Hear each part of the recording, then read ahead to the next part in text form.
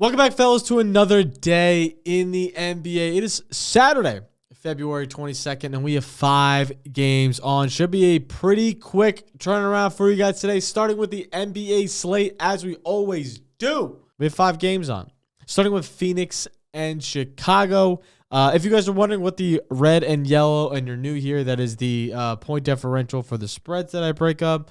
If it's red, it's normally has potential blowout.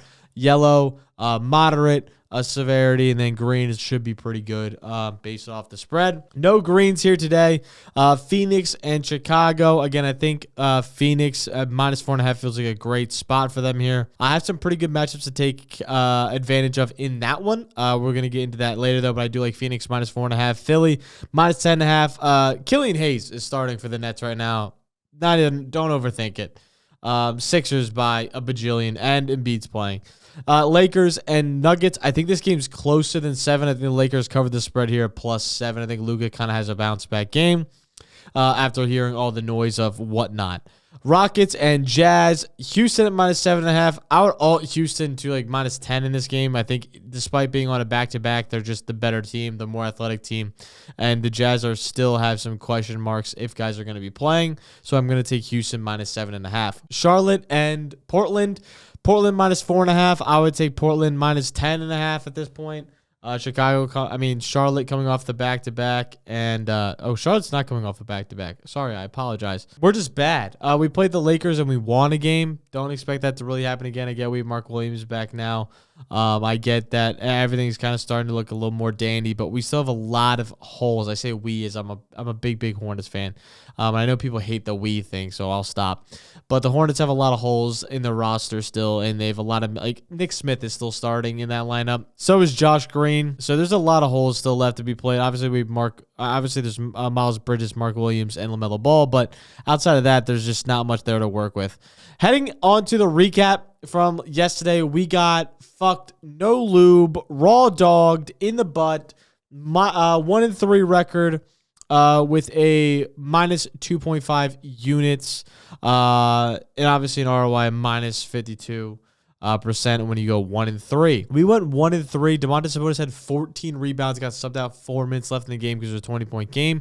Jimmy Butler had 17 points, got subbed out in the fourth quarter, but he started slow as fuck. Picked up in the second quarter, got to 12 points or 11 points at half. And I was like, all right, 11 points at half, we're chilling. As long as it's a close game, we're fine. Scores 6 in the third. Scores 1 in the third, and I'm like, all right, we're cooked. And then in the fourth, he has 6 more. I'm like, all right, maybe we're back. And then he just never does anything, I guess. That was really rough, really hard to see, but it is what it is. Domantas Sabonis getting 14 rebounds also just kills the soul. Not as much as Franz Wagner missing a free throw towards the end of the game to hook us at 25. So 2 huge hooks. Jimmy, which was close. And then Jalen Duren absolutely crushed his rebounding line like we predicted. But heartbreaking else. I felt like this truly could have been a sweep. But not going to reminisce on the past there. Going to keep it pushing. On the month, we're still up 4.4 units. So I'm not going to really be too worried about it. Again, in a little bit of a slump here, but I think we're going to bounce back here pretty soon. Again, I felt really good about these plays. We'll get them next time, though. Heading into today's plays, wasting no time. We're going to take Luka Doncic. Like I said, I think a bounce-back game is evident for him in this one. I feel like he's had the assist last game. His usage is really there. 30% usage is, like, if you're getting 30% usage, you're one of the elite players in the league. That's not a low number. There's not many players in the league that see an average over 30% usage. He's seeing that in every single game so far. Now he goes into a great matchup where the Nuggets allowed the 3rd most assists to opposing point guards this season. He crushed this line in the past when he played them. He was seeing bigger minutes. He should see about 35-plus minutes in this one. Hit this in 9 of 11 games versus Denver when he was with the Mavs. I get he's been shaken up. He's a little bit different. This passing role is different. I understand all of that. I think 6.5 is just simply still too low. With that being said, he hit over this last game when he had 11 potential assists and had 8 assists off those. And he also saw 30-plus minutes. I think, again, like I said before, he's going to see those minutes.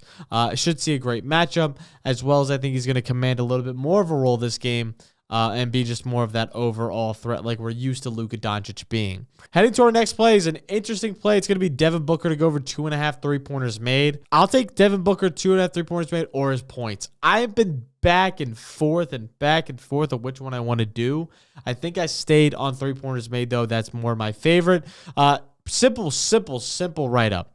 Chicago allows the most 3-pointers made to opposing shooting guards. That's this season.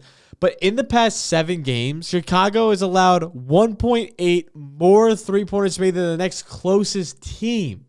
So they're not only giving up the most 3-pointers made to opposing shooting guards, they're getting killed by opposing shooting guards from beyond the arc. Booker seeing over 7 3-pointer attempts in each of the past 10 games this season, as well as Books had hit this in 5 of the last 9 games this season and had multiple, I think he had 4 to be exact, 10-plus 3-point attempt games in the past 10 games. So, again, he's going to see a ton of volume. Not a ton of volume, but he should see good, solid volume against the Chicago defense that is just in absolute shambles and is going to continue to get killed by shooting guards and power forwards. Shooting guards and power forwards just keep killing them over and over again. The system plays there. I think we could take Devin Booker over 2.5 3-pointers made. And our last play, which might be one of my favorite plays, but that's going to be MPJ at plus money to go over 6.5 rebounds. MPJ's hit over this mark in 14 of the last 15 games versus the Lakers. Why he kills the Lakers every time, I don't know. They've had 4 different coaches, and he still keeps killing them every single time. He's averaging 12.3 rebound chances per game against the Lakers, and as well as he's averaging 11.1 rebound chances in his past 10 games this season. The Lakers allow the 12th most rebounds to opposing small forwards this season, as well as 8 of the last 15 small forwards have gone over on the rebounding lines versus this Lakers team. And MPJ, he's hit over this mark in 7 of the last 10 home games, averaging 7.8 rebounds in those games, so he's been killing it at home. Again, great matchup. He's just been killing the Lakers on the boards. And again, he's seen the opportunity there. Whenever you get over 10 rebound chances and your line's around the 5 or 6 mark, you feel good about it. MPJ should see a ton of opportunity here. Again, this Lakers lineup still is a little bit all over the place. The rotation still quite isn't there. Rui Hachimura does not scare me in the slightest. I don't think he's going to really see a ton of LeBron in this game, but if Michael Porter Jr. does see a ton of LeBron, that makes my rebounding line look even better, as LeBron's going to be in the paint for most of the game there. So I like the spot. I like Michael Porter. I like Devin Booker, and I absolutely love the Luka play at 6.5. Those are going to be my 3 plays for Saturday's games. Again, only 5 games. I don't have a ton of plays. I've kind of looked at both. I had some iffy ones I was back and forth on, but at the end of the day, I decided these 3. Let me know what you guys are taking in the comments below, and make sure to like, subscribe. Also, the fun shit is it's the best way to help out the channel. I'll catch you guys next time. Peace.